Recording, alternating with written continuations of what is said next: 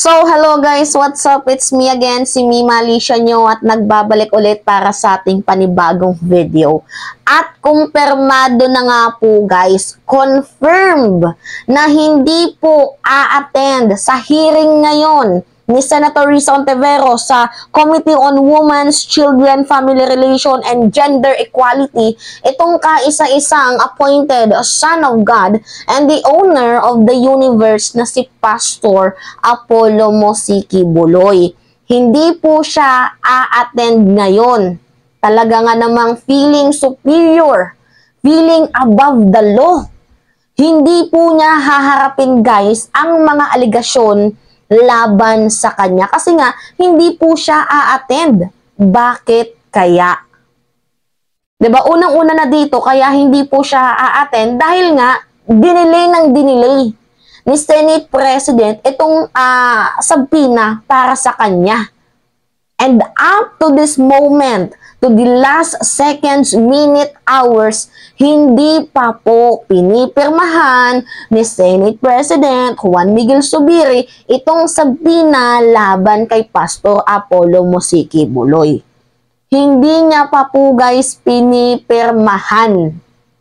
So ano kaya yung mangyayari ngayong araw na to? Sino-sino kaya ang mga panibagong tao na lalabas para i-expose ang mga kasamaan, ang mga hindi magagandang ginawa ni Pastor Apollo Mosiki Buloy sa kanyang mga miyembro sa ilalim ng Kingdom of Jesus Christ.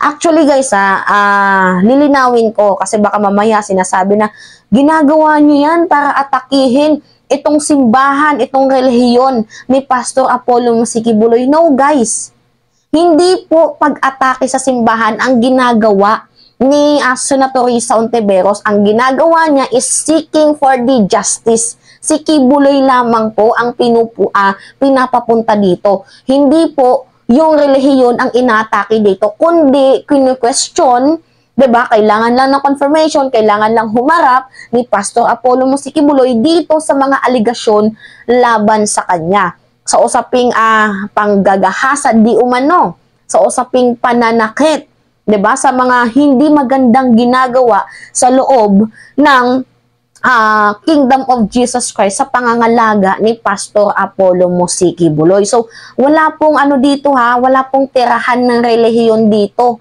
Hindi po tinitira ang relihiyon ni Pastor Apollo Mosiki Buloy.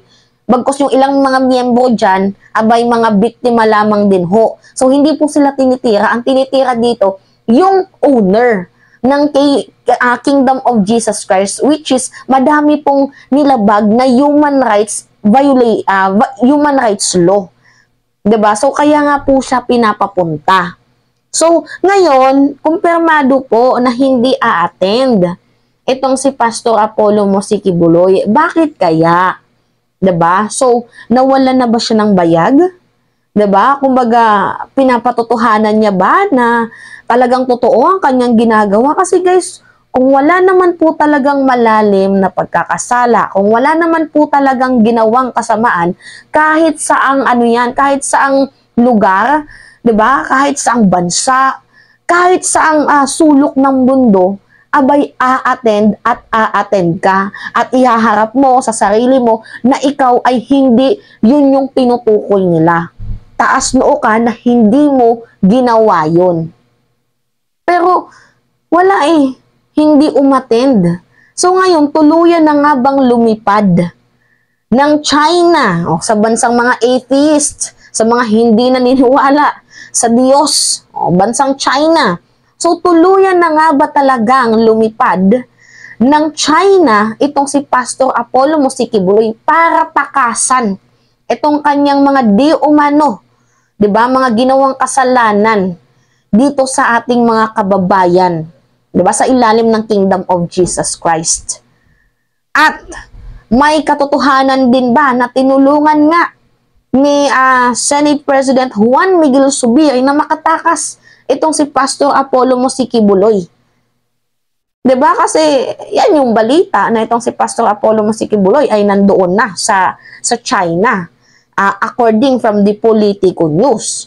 'Diba? Kasi nung sinagot niya itong himpilan, mga sumbong ni Senator Risa, kay Senator Risa Ontiveros through phone call. So basically, parang totoo nga na nasa China siya. Pero hindi ko sinasabing nasa China siya. And hindi ko sinasabing kriminal itong si Pastor Kibuloy. Pero ang sinasabi ko, harapin niya sana yung mga aligasyon, harapin niya sana yung mga tao na tumitistigo laban sa kanya.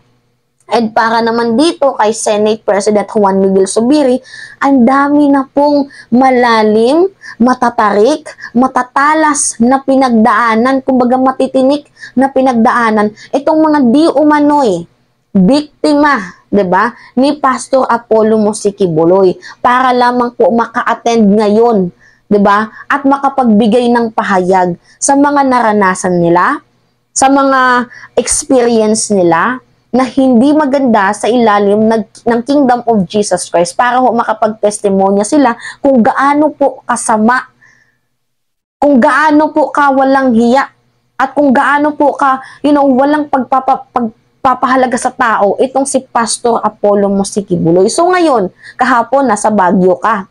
Kasi umattend ka sa PMA ba yan, na naimbitahan ka, nasa Baguio ka.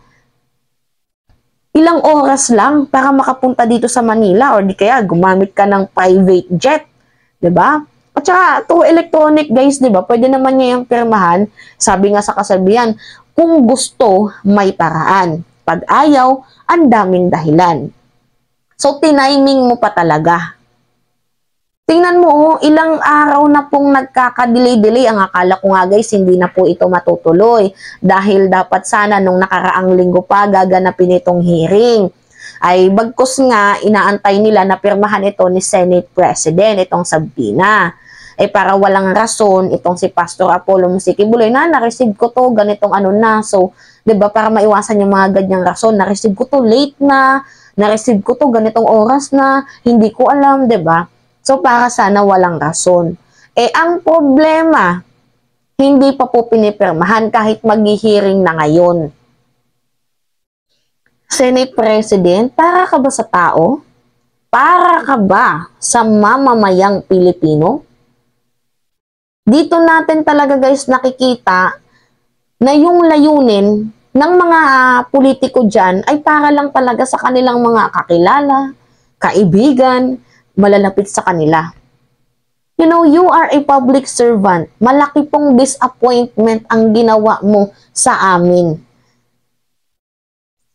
Sa ginawa mong yan, questionable na ang honesty at integridad mo. Grabe, tingnan nyo, guys. Diba? Kaya nga sinabi ko sa inyo, hindi agad tayo matutuwa na sinabi niya na pipirmahan niya. Hanggang salita lang naman, paano tayo maniniwala kung hindi niya ginawa? Diba? Kaya up to this moment, guys, hindi niya pa po pinipirmahan. Hanggang salita lang po. So ngayon, may reason na naman ulit itong si Pastor Apollo Musiki Buloy na hindi umattend. At hindi talaga siya, guys, mapapatawa ng hold order kasi nga wala pang sabina na ipinapataw sa kanya. Grabe. Anyway, guys, yun lamang po at it's me again, si Mali Sianyot, nagbabalik ulit para sa ating panibagong video.